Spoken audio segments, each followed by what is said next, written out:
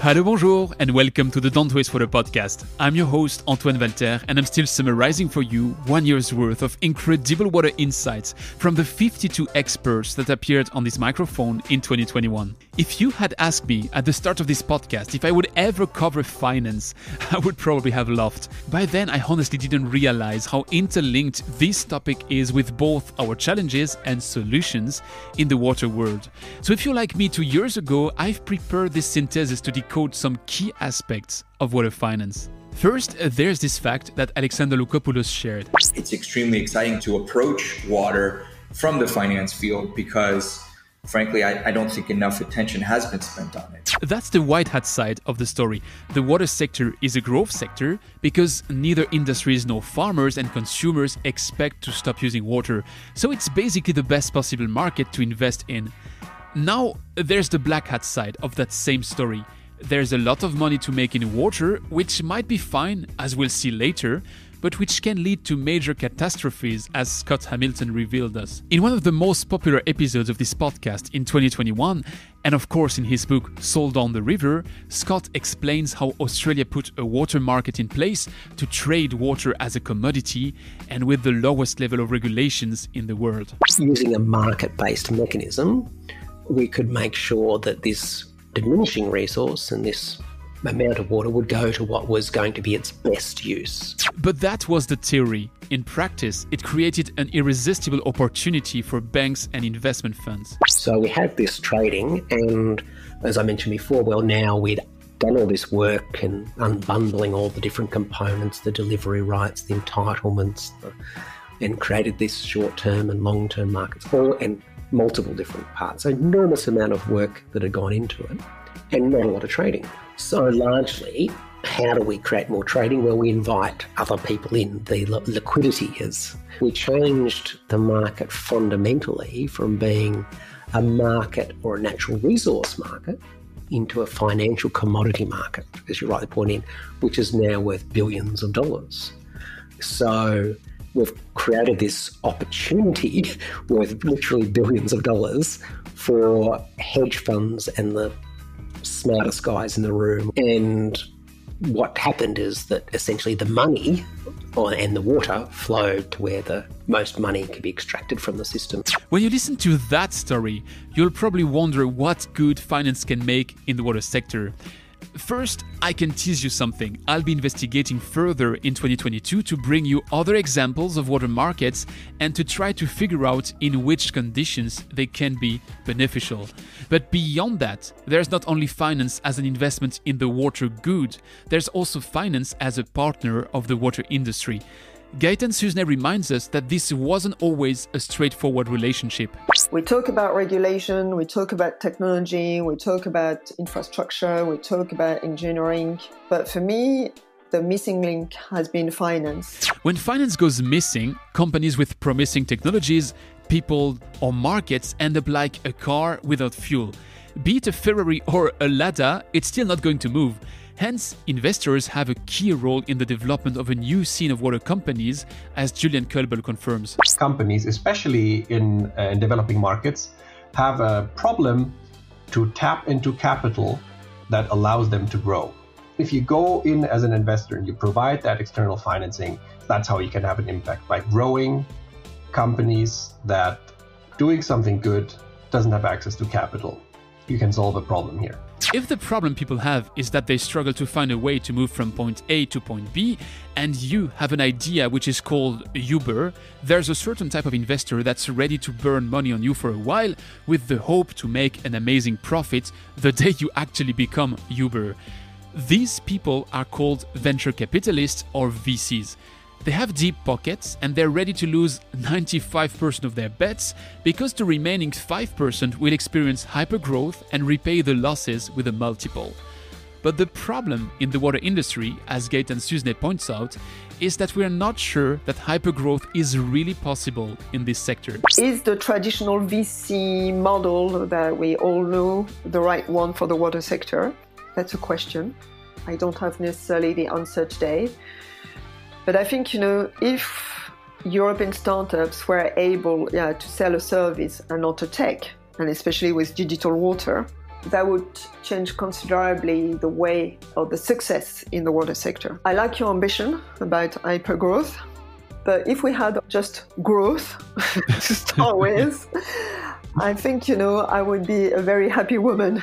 But if venture capitalists are not the natural interlocutor of water entrepreneurs, there's another one that's much more catered to their needs, the sustainable investors. Don't get me wrong, these players are not philanthropic, they also expect to make money. But they're betting on the long term, and they are looking at different performance indicators, like for instance ESG. I let Julian Colbel define that for us. ESG is generally about what do companies do with regard to the environment, social issues, governance issues. How do they behave? The idea behind sustainable investing is that a business can only be sustainable if it solves a problem in at least one of the 3 ESG indicators. The main idea is that profit is no longer the North Star. Profit becomes a byproduct of the act of solving a problem. That's a shift of paradigm, as Claudia Winkler highlights. We were trained to think of this profit maximizing thinking. The purpose of business is business. And this thinking goes to you. So that's what you do all day. And opening up and saying, maybe the economic theories we grew up with are wrong. Maybe the science, the Friedman thinking, that was our prevailing economic thinking, is not suitable for the future, was a wake-up call. But again, don't get fooled. It's not about hippie finance or philanthropic investment. No, there is money to make, and it's a good thing, as Nicolas Ravello underlines. Again, that's kind of my perspective of how finance can be a catalyst for change. Obviously, there's going to be a lot of people making money out of it, but if at the end of the day you get an upgraded water system, maybe a good thing, The thing that's still to refine in this approach is essentially the way we measure ESG performance. And I say ESG, but this is true for any kind of sustainable investing indicators, because as Florian Hebb explains, I think 50% of all the funds apply some sustainability strategies in their investment process. So if you look at that, you would assume that we're already far above, this 8%, but somehow we still don't see the change needed to move really to reach the SDGs or solve climate change. Indeed, if 50% of the money goes to virtuous projects and we still don't see the needle moving, it whether is a desperate cause, which I don't think it is, or the problem lies in the way sustainability is defined. In a nutshell, it's about proving one thing, as Nicolas Ravello confirms: your company adds value. By looking at all the investment, that if we can show the value that you can bring there, then it could unlock something, and then suddenly you have all the resources of the finance world could go to the water sector and somehow help it grow or get better, So yes, ESG indicators may still be a bit wacky today, but they will solidify in the future, and if 50% of the funds keep investing in virtuous practices measured by a better sensor, we will see a win-win, as Julian Colbel says. It took a while, but now I would say that sustainable finance is becoming a branch of finance. Okay, so far we've covered the private finance world, but there's another important part of water finance, and that's everything related to public funds. Indeed, given the regalian aspect of water and water courses, states, regions and cities always had a key role in their financing. A role that's not going to fade out at all if private finance gets more involved. Indeed, more and more, the same logic applies in both worlds, as Alex Loukopoulos underlines. The reality is, the federal government is not going to drop money from the sky. Public money isn't there to be burnt. It shall also be profitable, hence sustainable. But relax, here as well, there's a lot of money to make, as Michael Stanley-Galisdorfer explains. There's also evidence out there that restoring rivers and restoring water features in cities has economic value too. The University of Michigan found that in cities like Buffalo and Detroit, it adds $4 for every $1 spent on restoration work to the economy. So it has economic value. And at the end of the day, it's even going to be a team effort between private and public finance, between regulators and entrepreneurs, as Julian Colbel and Florian Hebb conclude. As an investor, you act within the system of capitalism. You are, by definition, a capitalist. You're working within the system as an investor, and you can accelerate incremental changes, but there are some issues that require political change.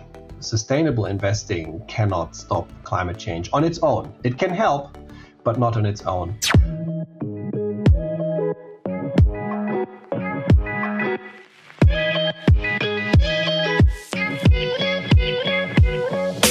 Did you like this deep dive? Then tell it to your friends and colleagues and share that episode.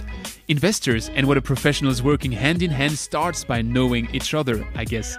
And who knows, this podcast may be the beginning of something if you share it with the right person.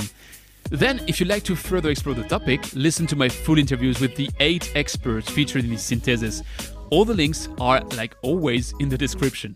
Finally, if you haven't done it yet, make sure to subscribe to the podcast on your favorite platform so that you don't miss the next leg in our journey, which will be about nature-based solutions. Thanks for listening, and I'll see you next time.